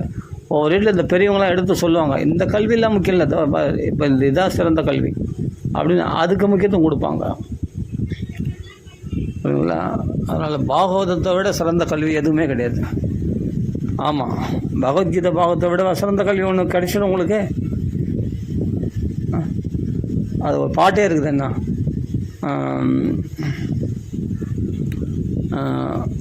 உலகத்துக்கு பாடம் கொடுத்தான் அப்படின்னு, கீதை என்ற பாடம் கொடுத்தான் அப்படின்னு ஒரு பாட்டு வருது. புல்லாங்குழல் கொடுத்து மூங்கில்களேன்னு ஒரு பாட்டு வருது. அதில் கிருஷ்ணன் என்னென்னா, நாம் படிப்பதற்கு கீதை என்ற பாடம் கொடுத்தான் அப்படின்னு ஒரு பாட்டு ஒரு வரி வருது. அப்போ நம்ம படிப்பதற்கு கீதை என்ற ஒரு பாடம் இருக்குது, அதுதான் வாழ்க்கை கல்வி. அதை படித்தா தான் வாழ்க்கையில் ஜெயிக்க முடியும். அப்போது இந்த உன்னத ஸ்திதியில், இந்த உயர்ந்த நிலையில் இருக்கிறவங்க இந்த பௌதிகவாதிகள் சொல்லக்கூடிய ஒரு விஷயத்தை பெருசாக எடுத்துக்கவே மாட்டாங்க, அது லட்சியம் படுத்த மாட்டாங்க. அவங்களுக்காக ஒன்றா எஸ்யா அப்படியா நீ பாஸ் ஆகிட்டியா, பெரிய பரவாயில்ல, நிறைய மார்க் எடுத்துட்டியா, ஃபஸ்ட் மார்க் வாங்கிட்டியா, ஸ்கூல் ஃபஸ்ட்டா, ஸ்டேட் ஃபஸ்ட்டா, பரவாயில்லையா, நல்லது அப்படின்ட்டு ஓன்னு மெச்சிக்கலாம், வெளிப்புறமாக ஒன்றா மெச்சிக்கலாம். மனசுக்குள்ளே என்னமோ அதில் ஒரு திருப்தி அவங்களுக்கு, அதை சொல்லிக்கிறது ஒரு திருப்தி, சந்தோஷப்படுறாங்க. ஒரு கேக் வெட்டி கொண்டாடுறாங்க, சரி ஓகே, அது ஒரு கேக் வெட்டி ஸ்வீட்லாம் கொடுத்து கொண்டாடுறாங்க, சரி ஓகே சந்தோஷம். எவ்வளோ நாள் இது? +2 வரைக்கும். +2 முடிஞ்சிச்சுன்னா அம்மா அது அது அது அந்த சமயத்தில் அது கொண்டாடுவாங்க. அது முடிச்சுன்னா அம்மா காலேஜ். ஆனால் எப்போவுமே நித்தியோத்சவம் நித்தியமங்கலமாக இருக்கக்கூடிய கிருஷ்ண கதையில் இருக்கக்கூடிய அந்த சந்தோஷத்தை அனுபவிக்க முடியாது. இதில் இந்த கல்வியினால் இந்த கல்வி பெற முடியாது. அந்த கல்வியை கொடுத்து இந்த பாகவத கல்வியை வாங்கிட முடியாது. அதுக்கு எதுக்கு சம்மந்தமே கிடையாது. அதுக்கு எதுக்கு ஸ்நான பிராப்தி கூட கிடையாது. அது கிழக்குன்னா இது மேற்குது பாகவத தர்மம். பௌதிக கல்வி ஆகிய அந்த 10th +2 சொல்கிறோமே, அதெல்லாம் வந்து என்னென்னா கிழக்குனா, இது பகவத்கீதைன்றது மேற்கு மாதிரி. அதுக்கு ஏணி வச்சா கூட அதுக்கு எதுக்கு சம்மந்தமே கிடையாது. இந்த படிப்பை மதித்தவங்க அந்த படிப்பை மதிக்க மாட்டாங்க. ஏன்னா 4 பேர் சரி அவங்க மனசை நோக்கக்கூடாததுக்காக வேணால் மகான்கள் நம்பினா சரி தலையாடிப்பாங்களே தவிர, ஆனால் அவங்க மனசுக்குள்ளே உயர்ந்த விஷயத்தில் அது ரீங்காரம், உயர்ந்த விஷயத்தில் ரமிச்சுன்னு இருக்கிறவங்க வந்து இதை பெருசாக மதிக்கவே மாட்டாங்க. உண்மையான மகாத்மாக்கள் அப்படி பண்ண மாட்டாங்க. பாகவதர்கள் அதை பெருசாக எடுத்துக்க மாட்டாங்க. சரி அவங்க சந்தோஷத்துக்காக அப்படியா நல்ல விஷயம், ஒரு கன்க்ராச்சுலேஷன் அப்படி கன்க்ராச்சுலேட் பண்ணிட்டு போய்டுவாங்க, அவ்வளோதான். ஆனால் எதை கொடுக்கணுமோ அது கொடுக்காமல் இருக்கிறோமே, அதுதான் ஒரே தாபமாக இருக்குது எனக்கு. இதை வந்து மக்கள் இடத்துல இந்த பாகவத தர்மத்தையும் இந்த பகவத்கீதை தர்மத்தையும் கொடுக்க முடியலையே, இதை முக்கியமாக எடுத்துக்க மாட்டாங்க. இதுக்கு அழறாங்க. ஆனால் பகவத்கீதை படிக்கலையே, பகவத்கீதையில் ஒரு ஸ்லோகத்தை படிக்கலையே, இன்றைக்கி ஒரு அத்தியாயம் படிக்கலையே, பாகவதத்தில் ஒரு ஸ்துதி படிக்கலையே அப்படின்னு அதுக்கு அழமாட்டுறாங்க. பௌதிகமான கல்விக்கு வந்து அதுக்கு வந்து அப்படி அழறாங்களே, அது பெரிய மனசு கஷ்டமானிக்கிறாங்க. எதுக்கு கவலைப்படணுமோ அதுக்கு கவலைப்படவே மாட்டுறாங்க சுத்தமாக. எதில் விழிப்புணர்வாக இருக்கணுமோ அதில் விழிப்புணர்வாக இருக்க மாட்டாங்க, அதெல்லாம் தூங்கிடுறாங்க. உண்மையான விஷயத்துக்கு, உண்மையான ஆத்ம ஞானத்துக்கு, உண்மையான நம்ம யார், நீ எங்கேருந்து வந்த, ஃபஸ்ட்டு நீ யாருன்னு உணர், உன்னையே நீ எண்ணிப்பார், இந்த உலகத்தில் எது சொந்தம் யோசித்துக்கோரு அப்படின்னு ஒரு பாட்டு இருக்கு இல்லையா, அது மாதிரி முன்ன நீ எண்ணிப்பார் ஃபஸ்ட்டு, அதை உணர். அதுதான் உயர்ந்த கல்வி. ரமண மகரிஷி தேடினார் இல்லையா, நான் யார் அப்படின்னு கண்டுபிடிச்சிட்டார் இல்லையா, தான் யாருன்னு கண்டுபிடிச்சிட்டார் இல்லையா, அருணாச்சலேஸ்வரர் குருவாக இருந்து சொல்லி கொடுத்துட்டார் இல்லையா ரமண மகரிஷிக்கு. அது மாதிரி கல்வி கற்றுக்கணும். தான் யாருன்னு தேட ஆரம்பித்தா சபாஷ். அதுக்கப்புறமா நீ வந்து உஷாராயிட்ட, நீ விழிப்புணர்வு, நீ யாருன்னு கேட்ட ஆரம்பிச்சுன்னா நீ உஷாராயிட்டேன்னு அர்த்தம். உன்னை யாரும் நீ கேட்காத வரைக்கும் நீ தூங்கின்னு இருக்கிறன்னு அர்த்தம், நீ அறியாமல் இருக்கிறன்னு அர்த்தம், நீ அஜாக்கிரதையாக இருக்கிறன்னு அர்த்தம், நீ ஏமாந்து போயிருக்கிறன்னு அர்த்தம், அஜ்ஞானியாக இருக்கிறன்னு அர்த்தம், இருட்டில் இருக்கிறன்னு அர்த்தம், நீ இன்னும் வெளிச்சத்துக்கு வரலன்னு அர்த்தம். அப்போ என்னென்னா நீ யாருன்னு ஒன்று கேட்க ஆரம்பிச்சுன்னா, உன்னை நீ கேட்க ஆரம்பிச்சிட்டுனா கதையே மாறிடும், வாழ்க்கையே மாறிடும், தலைகீழே மாறிடும், வாழ்க்கையை புரட்டி போட்டுரும். அப்போ தான் பாகவதம் ருச்சிக்கும், அப்போ தான் பகவத்கீதை ருச்சிக்கும். ஆஹா பிடி எங்கே போயிடுச்சு, ரொம்ப நாள் காலத்தை வேஸ்ட் பண்ணிட்டோமே, எதா அந்த ஸ்துதி, ஆஹா அருமையான சரித்திரம், அருமையான பிரகலாதன் இப்படி, அது அம்பரீஷன் இப்படி பக்தி பண்ணியிருக்காரு. ஆஹா இதுதான் வாழ்க்கை முறையா, இப்படி தான் வாழணுமா, பிரகலாத மாதிரி தான் வாழணுமா, நாரத மாதிரி தான் வாழணுமா, அம்பரீஷன் மாதிரி தான் வாழணுமா, சப்தத்வீபத்துக்கு அதிபதி. இந்த படிப்புலாம் வந்து என்னென்னா அது உனக்கு ₹1,00,000 கொடுக்கும், அவ்வளோதான். ஆனால் சப்தத்வீபத்துக்கு அதிபதி அவ்வளோ பெரிய பணக்கார அம்பரீஷன். அதே எப்படின்னா லோஷ்டவத் ஸ்மிருதம் ஸ்வப்ன சம்ஸ்கிருதம் கனவு கணிகராக அது மண்ணாங்கட்டி சம்மானம் நினச்சாராம் அம்பரீஷ மகாராஜா. அப்படி இல்லாமல் நம்ம அப்படியேப்பட்ட ஒரு வைராக்கியம். அப்போ எந்த உயர்ந்த சுகத்தை ஹிருதயத்தில் அனுபவிச்சுன்னு இருந்தால் இதெல்லாம் துச்சமாக நினைப்பாங்க, இதை மண்ணாங்கட்டி சம்மானம் நினைப்பாங்க, இது அல்பமாக நினைப்பாங்க, இது சொப்னத்துக்கு கனவு கணிகராக நினைப்பாங்க. இந்த உலக வைபவங்கள் எல்லாம் சப்தத்வீப வைபவங்கள் தேவர்களே ஆசைப்படக்கூடிய ஐஸ்வர்யங்கள் அம்பரீஷத்தில் கொட்டி கிடந்தது. அதை துச்சமாக மதிச்சாராம். 14 உலகங்களும் கட்டி ஆண்ட இரண்யகசிபனுடைய சொத்து அடுத்தது பிரகலாதனுக்கு தான். ஆனால் அந்த பிரகலாதன் துச்சமாக நினைச்சான், அசத்துன்னு நினைச்சாராம். அதெல்லாம் அசத்துன்னு நினைச்சாராம், தேவையில்லாதன்னு நினைச்சாராம். பகவத் பக்தியே உயர்வாக மதிச்சாராம். அதே உயர்ந்த செல்வமாக அது. மதிச்சாராம். அதுதான் பாகவதர்களுக்கு நிர்தனாஸ்தி அபிதன்யா. பணம் இல்லாதவர்களாக உலகத்தில் பார்த்தா அவர்கள் செல்வமற்றவர்களாக இருப்பாங்க. அவர்கள் தான் சிறந்த பணக்காரர்கள். ஏன்னா பிரவிசதி ஹிருதய பக்தி சூத்திர பக்தி என்ற கயிறால் கட்டப்பட்டு நிஜலோபம் சர்வதாதோ விகாய தன்னுடைய சொர்க்க வைகுண்டத்தை கூட விட்டுட்டு எந்த பக்தன் ஹிருதயத்துக்குள்ளே அனைவரதும் பகவானை தியானம் பண்ணுறானோ, எப்போத்தாலும் ஹிருதயத்தில் கிருஷ்ணா ராமா கோவிந்தான்னு எப்போ நினச்சிருக்கானோ, அந்த பக்தன் ஹிருதயத்தை விட சிறந்த பணக்காரன். அவனை விட சிறந்த பணக்காரன் அவனை விட அவன் ஹிருதயம்தான் பகவான் வந்து தங்கக்கூடிய இடமா இருக்குமா. அந்த பக்தன் தான் பெரிய பணக்காரனா. நிர்தனாஸ்தே அபிதன்யா.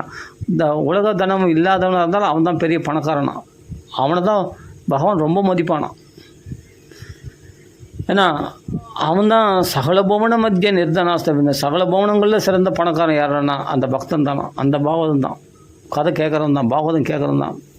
பகவானை கெட்டியாக பிடிச்சிருக்கிறவன் தான். மற்ற கல்விகளை ஹிருதயத்தில் வச்சுருந்த பகவான் ஹிருதயத்தில் வச்சுருக்கான். இந்த பீரம் எப்படியாப்பட்ட பீரம்.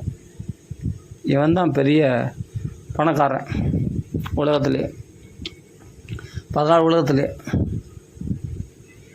அப்போது இந்த அளவுக்கு நம்ம பாகவத தர்மத்தில் போகாதனால தானே, இந்த உன்னத ஸ்திதி அடையாதனால தானே யார் சொல்கிறதையே கேட்டுட்டு அது முக்கியத்துவமா, அந்தந்த சமயத்தில் அது முக்கியத்துவமா. இப்போ நான் கல்வி 10th +2 இது PhD இது மட்டும் நான் சொல்ல வரல. இதை மட்டும் இந்த கல்வி மட்டும் நான் சொல்ல வரல. மற்ற பொருளாதார வளர்ச்சி கூட சொல்கிறேன். நான் பெரிய கார் வாங்கிட்டேன், பங்களா வாங்கிட்டேன், அவங்கள விட நான் உயர்வாக இருக்கிறேன். அதில் எவ்வளோ பேத புத்தி இருக்குது பாருங்கள். அவன் பணக்காரன் ஏழைன்ற பேத புத்தி உண்டாக்குதா இல்லையா? அதுவும் பார்த்தா அது மிடில் கிளாஸில் இருக்குன்னா ஒரு காரை வச்சுருக்கான், சில பேர் 4 காரை வச்சுருக்கான். அப்போ அவனோட கொஞ்சம் ஹை கிளாஸ். அதுலேயே எவ்வளோ பேதம் இருக்குது பாருங்கள். இது பேத புத்தியை உண்டாக்குறது, மனசில் கல்மஷத்தை உண்டாக்குறது, போட்டி பொறாமையை உண்டாக்கக்கூடிய விஷயங்கள். அதில் போய் யாருன்னா மகான்கள் ஈடுபடுவாங்களா? புத்திசாலி ஒருத்தன் ஈடுபடுவானா? பிராக்ஞன் ஈடுபடுவானா? இதெல்லாம் சட்டை பண்ணுவானா? மதிப்பானா பிராக்ஞன்? ஸ்திதப்பிரஜன் இதெல்லாம் ஸ்திதப்பிரஜன் வந்து இதை லட்சியப்படுத்துவானா? ஸ்திதப்பிரஜன் இதை லட்சியப்படுத்த இதெல்லாம் முக்கியமாக நினைக்க மாட்டானே. இது ஒரு அஜ்ஞானத்துக்குள்ளே ஒரு அஜ்ஞானமா, இருட்டுக்குள்ளே ஒரு இருட்டா? இது என்ன இது என்ன முட்டாள்தனம்? இந்த பொருளாதார வளர்ச்சியாக பெருசு. பரம்பொருள் இல்லவா சம்பாதிக்க வேண்டும். அதுதானே உயர்ந்த பொருள். மெய்ப்பொருள் ஆகிய பகவான், பரம்பொருள் ஆகிய கிருஷ்ணன் தானே. அதுதான் நீங்காத செல்வம் நிறைந்த அந்த செல்வத்தை அல்லவா சம்பாதிக்க பார்க்கணும். இந்த செல்வத்தை சம்பாதிச்சுட்டு இதில் வேறு பேதம். அவனோட நான் வசதி கம்மி தான். சில பேர் ஏழைப்பட்டவனாக இருப்பான். அது ஏழைப்பட்டவன் சில கொஞ்சம் நம்ம மிடில் கிளாஸாக இருப்பான். அதில் 1 கார் 2 காரை வச்சுரும் உயர்ந்தவன். அதோட 4 கார் வச்சும் உயர்ந்தவன். அது 4 பங்களா வச்சுரும் அவனோட பெரிய பணக்காரன். 10 பங்களா வச்சா அதோட பெருமை. இதுக்குள்ளேயே எவ்வளோ பேதம் பாருங்கள். பணக்காரனுக்குள்ளே அவ்வளோ பேதம் இருக்குது. அதனால் அவங்களுக்கு நான் பொண்ணு கொடுக்க மாட்டேன், இவங்களை பொண்ணு எடுக்க மாட்டேன் அப்படின்னு அந்த கேல்குலேஷன் வச்சு பணக்காரங்களே வந்து பொண்ணு எடுத்துக்கிறது, பொண்ணு கொடுக்கறது. இதில் பேதம் எவ்வளோ இருக்குது பாருங்கள். அந்த தராதரம் பார்க்குறது எத்தனை விதமாக இருக்குது. யோசித்து பாருங்கள். இப்படிலாம் கணக்கு போட்டு அப்போ அதான் இருட்டுக்குள்ளே இன்னொரு இருட்டு, அஜ்ஞானத்துக்குள்ளே ஒரு அஜ்ஞானம். அதில் அவ்வளோ பேதங்கள். நான் என்ன சொல்கிறேன்னே, பௌதிகமான விஷயங்களே அஜ்ஞானம் சொல்லப்படும் போது இதில் என்ன, அதில் அந்த அஜ்ஞானத்துக்குள்ளே பேதமா, இத்தனை பேதமா? ஆச்சரியமாக இருக்குது பாருங்கள். அப்போ இது படிப்பு மட்டும் இல்லை, பொருளாதாரம் மட்டும் இல்லை, மற்ற எல்லா துறைகளையும் பாருங்கள், எல்லா விஷயத்துலையும் பாருங்கள். இது மாதிரி அஜ்ஞானம்தான் அதிகமாக பிரகாசிக்குது. அதுக்கு தான் முக்கியத்துவம் அதிகமாக கொடுக்குறோமே தவிர பகவத் தர்மத்துக்கு முக்கியத்துவம் கொடுக்கறதே கிடையாது. இதெல்லாம் தள்ளத்தக்கது, இதெல்லாம் நம்மளை காப்பாற்றாது. சில பேர் நிறைய சொந்த பந்தங்கள், சில பேர் பிள்ளை பாக்கியம், புத்திர பாக்கியம் இருந்தால் பெருசாக நினைக்கிறேன். புத்திர பாக்கியம் இல்லைன்னா மலடியாக இருக்காங்க, மலடாக இருக்காங்கன்னா அவங்கள வந்து ஒதுக்கி தள்ளுறது, அவங்கள ஒரு இலக்காரமாக பார்க்குறது. இருக்கட்டும், அது கர்ம வினை. சரி, புத்திர பாக்கியம் இல்லாட்டி சரி, அதுக்காக நான் புத்திரன் பிறக்காமல் போயிடுமா? இல்லை 2 வருஷம் பொறுத்து பிறக்கும், 10 வருஷம் பொறுத்து கூட குழந்தை பிறந்தது உண்டு. அதனால் இன்றைக்கி நான் அவங்கள நம்ம விலைக்கில்லாமா, அவங்கள ஒதுக்கலாமா? மலடியாக இருக்காளே அப்படின்னு சொல்லிட்டு அவங்கள துச்சமாக நினைக்கிறான். தப்பு, அது போல் நினைக்கக்கூடாது. அவங்க இன்றைக்கி அதை எப்படி நீ ஃபஸ்ட்டு மலடின்னு எப்படி நீ கணக்கு போடுவேன்? அவங்க இந்த இந்த இந்த கல்யாணம் ஆகி 4 வருஷம் அது குழந்தை பிறக்கல, சரி அதனால் மலடின்னு தீர்மானம் பண்ணிவியா? கிடையாது. 10 வருஷம் பொறுத்து கூட குழந்தை பிறந்திருக்கா எவ்வளோ பேருக்கு? 9 வருஷம் பொறுத்து குழந்தை பிறகுது, 10 வருஷம் பொறுத்துலாம் குழந்தை பிறந்திருக்கே. அது எப்படி நீ கணக்கு போட்டுருவேன்? அதை பகவான் எப்போ வேணா படி இழப்பான். புரியுதுங்களா? எப்போனாலும் புத்திர பாக்கி கொடுப்பான். அதை வச்சுலாம் சில பேர் ஒதுக்குறது, இதில் பாகுபாடு பார்க்குறது நிறைய பேர். அதனால் உலகத்தில் பேதங்களுக்கு சொல்ல வேண்டியதில்லை, எக்கச்சக்கமான பேதங்கள், கோடிக்கணக்கான பேதங்கள். புரியுதுங்களா? அதில் வேறு எவ்வளோ தராது, இதெல்லாம் மொத்தமே அஜ்ஞானம் தான் அடித்து தள்ளுறாரு. இதெல்லாம் தேக சம்பந்தமான விஷயம் தானே. தேகேன ஜாதசி ஹிமே நசந்தி, இது நமக்கு கிடையாது, ஆத்மாவுக்கு கிடையாது. தேக சம்பந்தமாக 1000 குப்பைகள் இருக்குது, கோடிக்கணக்கான குப்பைகள் இது மாதிரி. இதன் போல் பணம் சம்பந்தமாகவோ, கல்வி சம்பந்தமாகவோ, இல்லை தேக சம்பந்தமாகவோ, மற்ற விஷயங்கள் இதெல்லாம் வந்து கோடிக்கணக்கான குப்பைகள் நிறைய இருக்குது. இதெல்லாம் அஜ்ஞானம் என்று தள்ளத்தக்கது என்று பகவான் சொல்கிறார் கீதையில். கிளைப்பு அதெல்லாம் மாஸ்மா, இதெல்லாம் வந்து என்னென்னா அசோச்சான் அன்வசோச்சஸ்தம், கவலைப்படாத வேண்டவதற்காக கவலைப்படுகிறாரு. பிரக்ஞாவாதம் பாஷை, இதில் புத்திசாலித்தனமாக பேசுகிறது தான் நினச்சினே. அது ஃபஸ்ட்டு இதுவே அஜ்ஞானம். அஜ்ஞானத்தில் ஒரு அஜ்ஞானமா அதை வந்து உயர்வாக பேசுவாங்களா யாருன்னா? அதை பேசுறது புத்திசாலித்தனம். அதை பேசுகிறவள புத்திசாலிகளாக நம்ம நினைக்கிறோம் பாருங்கள். இது எவ்வளோ ஒரு முட்டாள்தனம் பாருங்கள். அதனால் பாகவத தர்மம் சொல்லி கொடுக்குற முறையே வேறோ, அந்த பாதையே வேறோ. அந்த தர்மத்துக்கு நாம் திரும்பணும்னா அப்போ வியாசர் சொன்னதெல்லாம் நேது, அப்போது வால்மீகி சொன்னதெல்லாம் நேது, சுகாச்சாரியர் சொன்னதெல்லாம் நேது. அப்போ அதெல்லாம் பொய்யா?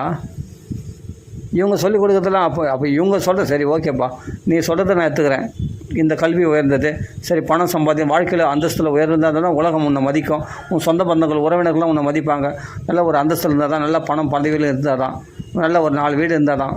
அப்போ பொண்ணு கல்யாணம் பண்ண, பிள்ளை கல்யாணம் பண்ணால் ஒரு வீடு வசதி, சொந்தமாக ஒரு வீடு இருக்கணும், ஒரு வாசல் இருக்கணும், ஒரு நகை நட்டு சேர்த்து வைக்கணும். அப்போ இதெல்லாம் தான் அந்தஸ்து அப்படின்னு சரி உலகத்தார் சொல்கிறாங்கப்பா, ஓகேப்பா.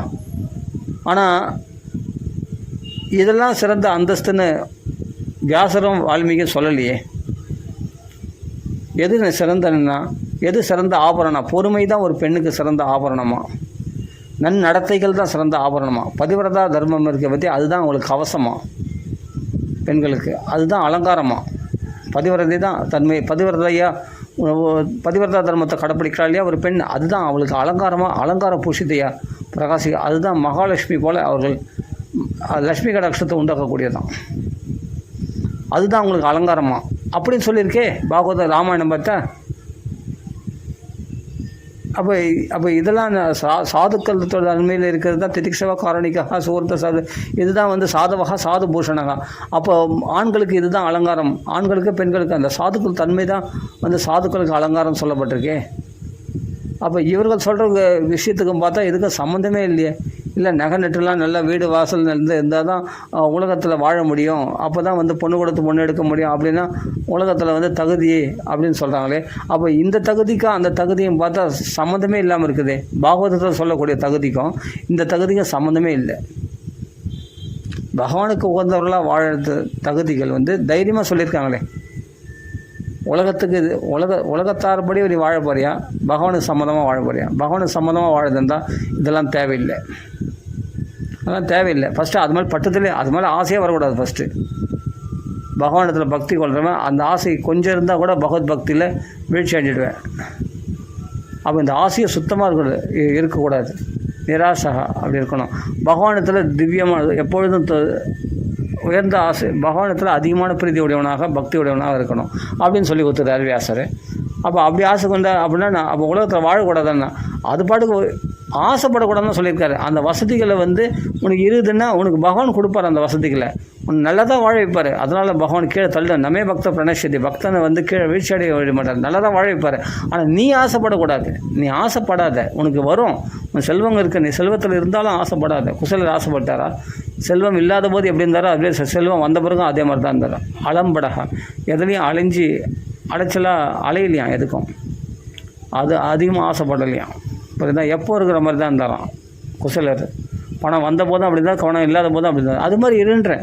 அது மாதிரி அதான் வியாசம் சொல்லி கொடுக்குறாரு நம்மளுக்கு. அதுக்கு ஆசைப்படாத, என்ன பகவான் கொடுத்தாலும் அதில் திருப்தியாரு, பிறர் பார்த்து பொறாமப்படாத. நிர்மத்சரானம் தான். அப்போ மத்சரம்னா பொறாமை இல்லாதவனா இரு, சந்தோஷமாக கிடைச்சது திருப்தியாக சந்தோஷமாக இரு. அப்படின்னா பகவான் சொல்லி கொடுக்குற வழியே, பாகவத தர்மமே நம்மளுக்கு காட்டுற பாதியே வேறு மாதிரி இருக்குது. ஆனால் பௌதிகவாதிகள் சொல்லிக்கக்கூடிய பாதியே வேறு மாதிரி இருக்குது. அப்போ எதை எடுத்துக்கலாம்? நீங்களே சூஸ் பண்ணிங்க. அப்போ பாகவத தர்மத்தில் சிறந்த புத்திமான்களாகிய மகான்களாகிய நம்மளை விட 1,00,000 மடங்கு கோடி மடங்கு அதிகமான ஞானமுடையவர்களாகிய வியாசர் வால்மீகி சொல்லக்கூடிய விஷயத்தை விட இந்த பௌதிகவாதிகள் உயர்வாக சொல்லிவிட போடுகிறார்கள். யோசித்து பாருங்கள். அதனால் என்ன தான் இருந்தாலும் நம்ம இப்போதைக்கு நம்ம கேட்கும்போது எல்லாம் நல்லதாக தான் இருக்கும். ஆனால் அடுத்த நிமிஷம் நம்ம மனசு பணத்தாசையில் தான் போகும், சொத்து சுகத்தை சேர்க்கறதுல தான் போகும். அது அது அது அது என்ன வாசனையே ஏறி போச்சு உள்ள, அவ்வளோ சீக்கிரம் ஒழிக்க முடியாது. ஆனால் தீவிரமான பக்தியினால் அந்த ஆசைகளை ஒழிக்கலாம்.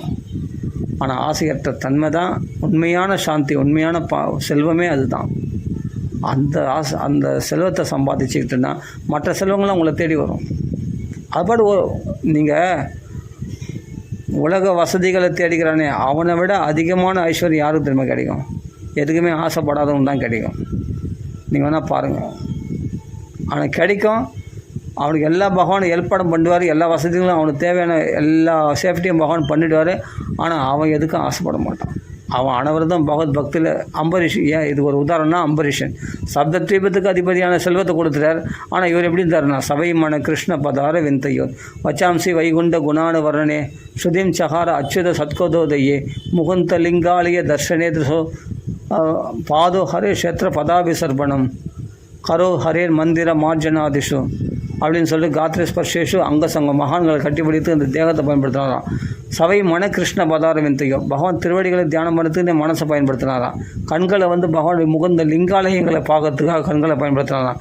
காது எதுக்காக பகவானுடைய அச்சுத சத்கதைன்னா பூர்வம்பு இல்லை, அது அசத்கதை. அச்சுதனுடைய கதை தான் சத்கதைன்னு பேர். அந்த அச்சுதனுடைய கதைகளை கேட்கறதுக்கு காதை பயன்படுத்தினாராம். உடலை என்னென்னா மகான்களை அரவணைக்கிறதுக்காக பயன்படுத்தினாராம். வாக்கை என்னென்னா வச்சாம்சி வைகுண்ட குணான்னு வரனே, தன் வாக்கு என்னென்னா பகவானுடைய குணங்களை பற்றி பேசுறதுக்காக அந்த வாக்கை பயன்படுத்தினாராம். நாமங்களுக்கு ஏற்ற மாதிரி வாக்கை பயன்படுத்தினாராம். அவனை மூக்கை எதுக்காக பகவானுக்கு அர்ப்பணிக்கப்பட்ட மலர்களை முகர்வதற்காக மூக்கை நாக்கை எதுக்கு பயன்படுத்தினார்னா பகவான் அர்ப்பண துளசியை ருசித்து சாப்பிட்றதுக்காக நாகை பயன்படுத்தினார். அது கைகளை எதுக்கு பகவானுடைய கோயில்களை கூட்டி பெருக்கிறதுக்காக கைகளை பயன்படுத்தினாராம். இது மாதிரி வாழ்க்கையை இப்படி ஃபுல்லாக எல்லா காரணங்களாலையும் முக்கரணங்களாலையும் மனசு வாக்கு காயம் இப்படி முக்கரணங்களாலையும் பகவத் சேவையில் ஈடுபட்ட அம்பரீஷ மகாராஜா புத்திசாலியா. ஆனால் சப்த தீபங்களுக்கு அதிபதி. ஆனால் அது லோஷ்டபத் மண்ணாங்கட்டி சம்மான் நினச்சார், அதை மதிக்கலை. நாம் இந்த சின்ன ஒரு பதவி வந்துச்சுன்னாவே சப்த தீபத்துக்கு அதிபதினா பாருங்கள். இது ஒரு தீபம், இந்த உப்பு கடல் சூழ்ந்திருக்கிற இந்த ஒரு கடல், இது ஒரு தீபம். இது மாதிரி 7 கடல், உப்பு கடல், கரும்பு சாறு கடல், பால் கடல், தயிர் கடல்லாம் இருக்குது. அது மாதிரி 7 கடல் இருக்குது. அந்த 7 கடலுக்கும் சுற்றி வேணால் இதோட 2 மடங்கு அதிகமான பெரிய உலகம்லாம் இருக்குது. அப்போ 7 உலகம் சொல்கிறோம், அப்போ 7 தீபங்கள்னு சொல்கிறோம். சப்த தீபத்துக்கு அதிபதியாக ஒரே ஒருத்தரியான அம்பரீஷ மகாராஜா. ஆனால் அதையே அவ்வளோ பெரிய சொத்து சுகம் அவ்வளோ ஐஸ்வர்யங்கள் இருக்கிறதுனால அவர் தன்னை உயர்வாக நினச்சிக்கல. அடியன் தாசன் அப்படின்ட்டு பகவானுக்கு தாசனாக சபை மன கிருஷ்ணன் எப்பொழுதும் பகவத் சேவையில் ஈடுபட்டார். இவர் புத்திசாலியா? நம்ம கொஞ்சம் செலவு வந்துட்டாவே ஆஹா ஓஹோன்னு ஓடுறோம், இதுவே பெரிய பணக்காரன்னு சொல்கிறோம். ஒரு 10 கோடி வந்துட்டாவே பெரிய பணக்காரன்னு சொல்கிறோம். அப்போ அத்தனை கோடிகளுக்கு எத்தனையோ சப்தத்தீபத்துக்கு அதிபதியாக இருந்த அம்பரீஷ் அப்போ என்னன்னு சொல்லணும்? அப்போ சொல்லப்போனால் இந்த பௌதிகவாதிகளுக்கு இருக்கிற வசதியை விட பக்தர்களுக்கு தான் பகவான் அதிகமாக செல்வம் கொடுக்குறான். குசேலருக்கு அவ்வளோ செல்வத்தை வாரி கொடுத்துட்டான். அதே மாதிரி அம்பரீஷனுக்கு வாரி கொடுத்துட்டான். துருவனுக்கு அவ்வளோ செல்வத்தை வாரி பூர்வீக சக்கரவர்த்தியான பதவி கொடுத்துட்டார். 36 வருஷம் ராஜ்யத்தாளக்கூடிய ஆயுஷை நீடித்து கொடுத்துட்டார். யார்? துருவனுக்கு. பதவியும் உயர்வான பதவி கொடுத்துட்டாரு. ஆயுஷையும் 36 வருஷம் ஆயுஷும் கொடுத்துட்டாரு. எல்லாம் கொடுத்து. ஆனால் பௌதிகவாதிகளோட அவ்வளோ சந்தோஷம் அனுபவம் விட அதை விட அதிகமாக பகவான் பக்தர்களுக்கு கொடுத்தா கூட அதை பெருசாக மதிக்கவே மாட்டாங்க. அதையே பெருசாக மதிக்க மாட்டாங்க. ஏன்னா அதை விட பெருசாக பகவானை மதித்ததுனால, பகவதுடைய சௌக்கியத்தை பாகவத தர்மத்தை பெருசாக மதித்ததுனால இந்த அல்ப விஷயங்களை பெருசாக மதிக்க மாட்டாங்க. ஆனால் நம்ம கொஞ்சம் செல்வம் வந்தாலே ஆகா ஓகம் தகுதமத்தாலும் ஓடுறோம், ஒரே குதிக்கிறோம், ஆகாசத்தை பூமிக்கும் குதிக்கிறோம். நம்ம பெருசாக பணக்காரன் நம்ம மாத்தட்டிக்கிறோம். ஆனால் இதை விட எத்தனையோ மடங்கு கோடி மடங்கு அதிகமான செல்வம் படைத்த அம்பரீஷன்லாம் குதிக்கலையே. பாகவத தர்மத்தில் தானே எப்பொழுதும் தீவிரமாக ஈடுபட்டாங்க. அப்போது இதை லோஷ்டபத் இந்த மண்ணாங்கட்டி சம்மான் நினைப்பாங்க, சொப்ன சம்ஸ்கிருதம் ஏதோ கணக்கு நிகராக நினைப்பாங்க. அவங்களாம் இதை பெருசாக மதிக்க மாட்டாங்க. எதை பெருசாக மதினா சபை மனகிருஷ்ண பதார விந்தையோர் பகவானை எப்பொழுது ஹிருதயத்தில் 21 நேரம் பகவான் திருவடிகளை தியானம் பண்ணுறதையே, மனசில் தியானம் பண்ணுறதையே தன்னுடைய தியானமாக வச்சுருப்பாராம் அம்பரீஷ மகாராஜா. கொச்சு ருததி வைகுண்ட சிந்தா சபல சேதனகா. அப்போ எப்போதாலும் வைகுண்ட சிந்தனையிலே இருக்கக்கூடிய ஸ்மரண பக்தியில் சிறந்தவராக பிரகலாதம் பிரகாசித்தார். இதுக்கு என்ன சொல்கிறீங்க? துருவன் அனவரதமும் பகவானுக்கு ஸ்தோத்திரங்களால் சுதிச்சுன்னு இருந்தார். அப்படின்னா இதுக்கெல்லாம் என்ன சொல்கிறோம்? பகவானை எப்போதும் தியானம் பண்ணியிருந்தார். அப்போ அவர்கள் பண்ணக்கூடிய பக்தி சிறந்த பக்தி. நாம் அப்போ நம்மளை விட பல மடங்கு அதிகமான செல்வம் படைத்தவர்களாக பக்தர்கள் தான் வாழ்ந்திருக்காங்க. அதனால் அந்த செல்வத்தை அவங்க பெருசாக நினைக்க மாட்டாங்க. அதனால தான் அவங்களுக்கு செல்வம் நிறைய பகவான் கொடுக்குறான். அப்போ அவங்களுக்கு சேஃப்டி பகவான் பார்த்துக்கலையா? நம்ம தேடிக்கிற செல்வம் கொஞ்சம் நல்ல சரி கோடிக்கணக்காக சேர்த்தா கூட அது குறைவு தான். ஆனால் பக்தர்கள் இதை விட அதிகமடங்காக பகவான் கொடுத்துருக்கான். ஆனால் அதை வந்து ஐயோ பகவான் கம்மியாக கொடுத்துட்டானே நினைக்கிறது இல்லை. அதை அவங்க மதிக்கிறதே கிடையாது. அதனால தான் அவங்களுக்கு நிறைய கொடுக்குறான் பகவான். அப்போ பகவான் அவங்கள சேஃப்டி பண்ணிக்கலையா, அவங்கள காப்பாற்றலையா? நாமளே காப்பாற்றிக்கும் போது கிடைக்கிற ஐஸ்வர்யத்தை விட பகவான் நம்மளை காப்பாற்றும் போது கிடைக்கிற ஐஸ்வர்யம் அதிகமாக இருக்குது. அதே சமயத்தில் பணக்காரத்தன்மையாகவும் அதிகமாக இருக்குது. செல்வமும் அதிகமாக கொடுத்துட்றான், வாரி வழங்கிடுறான். பகவானுக்கு கிள்ளி கொடுக்க தெரியாது, அள்ளி கொடுக்க தான் தெரியும். தாராளமாக கொடுத்துட்றான். அப்படிப்பட்ட திருச்சடருக்கு ராமச்சந்திரமூர்த்தி வாரி கொடுத்தாரு. கிஷ்கிந்த ராஜ்யத்தையே எழுதி கொடுத்தாரு. வானர்களுக்கு சக்கரவர்த்தியாக சுக்கிரவனை பட்டாபிஷேகம் பண்ணார். ராட்சர்களுக்கு சக்கரவர்த்தியாக விபீஷணனுக்கு பட்டாபிஷேகம் பண்ணி கொடுத்தாரு. மனுஷர்களுக்கு சக்கரவர்த்தியாக பரதனுக்கு ராஜ்யத்தை தூக்கி வாரி கொடுத்துட்டார். அப்படி ராஜராஜ்யமாக வாரி கொடுக்க அப்படியே எழுதி கொடுக்க தெரியாது, அள்ளி கொடுக்க தான் ராமருக்கு தெரியும். அது மாதிரி கிருஷ்ணன் வந்து அப்படி வாரி அப்படியே ஒரு பழக்கூட விற்றுன்னு வந்தவளுக்கு ரத்ன கொடியாக மாற்றிட்டார். அது ஃபுல்லாக பழங்கள் எல்லாம் ரத்னமாக மாற்றிட்டார். இனிமேல் இன்னொரு குத்துக்கல்லில் போய் ஏறி நான் பழம் வாங்கலையான்னு போய் கேட்கக்கூடாது, பழத்தை விற்கக்கூடாது. அப்படி அப்படி பகவான் கொடுத்துருவான். கருணை காட்ட நினச்சா கொஞ்சமாக கருணை காட்ட தெரியாது, தாராளமாக தான் கருணை காட்டுவான் பகவான். அதனால் தான் விசாலமான நேத்திரம் உடையவன், நீண்ட திருவிழிகள் உடையவன். அதனால் அவன் கண் வந்து பெருசாக இருக்கிற மாதிரி அது கடாட்சமும் பெருசாக இருக்கும். அதே சமயத்தில் அவனுடைய அருளும் பெருசாக இருக்கும்.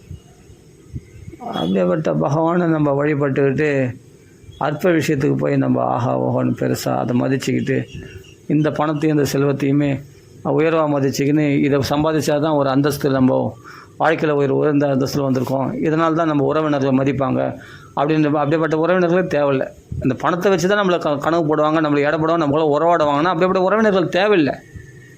பணம் இல்லாமல் இருக்கும்போது தான் யார் நல்லவங்க கெட்டவங்க நம்ம புரிஞ்சிக்க முடியும். அதான் பரீட்சை உங்களுக்கு. அதனால் பகவான் வந்து கொடுக்கணும்னு நினச்சானா அடுத்த நிமிஷம் உங்களை பெரிய கோடீஸ்வரன் ஆகிடும். அதனால் இதை பெருசாக மதிக்காதீங்க. பணம் வரும் இன்றைக்கி, நாளைக்கு போயிடும். திடீர்னு உங்களை பெரிய பணக்காரன் ஆகிடுவான், இன்றைக்கி பார்த்தா ஏழ்பாட்டுகளாக இருப்பீங்க. இதை வச்சு நம்ம வாழ்க்கை தரத்தை கணக்கு போடக்கூடாது. அதனால் வந்து மற்றவங்களுக்கு உயர்ந்தவளாக நம்ம இல்லையே, உலகத்துக்கு சம்மதமாக நம்ம இல்லையே, உலகத்துக்கு ஏற்ற மாதிரி நம்ம வந்து உயர்ந்த அந்தஸ்தில் இல்லையேன்னு கவலைப்படவே படாதீங்க. பகவானுக்கு சம்மதமாக வாழ கற்றுக்கணும். அதுதான் உயர்ந்த அந்தஸ்து. பகவான் நினச்சான்னா உலகத்தார் ஒன்று அவமானப்படுத்துகிறவங்க பகவான் விடவே மாட்டான், நம்மளை சேமாக தான் வாழ வைப்பான். அதனால் எதை புரிஞ்சிக்கணுமோ, எதுக்கு முக்கியத்துவம் கொடுக்கணுமோ பாகவ தர்மத்துக்கு அதுக்கு முக்கியத்துவம். பகவானை வழிபடுறவங்க கெட்டு போனது கிடையாது. நகி கல்யாணுக்கு துர்கதின்னு தாது கச்சதி.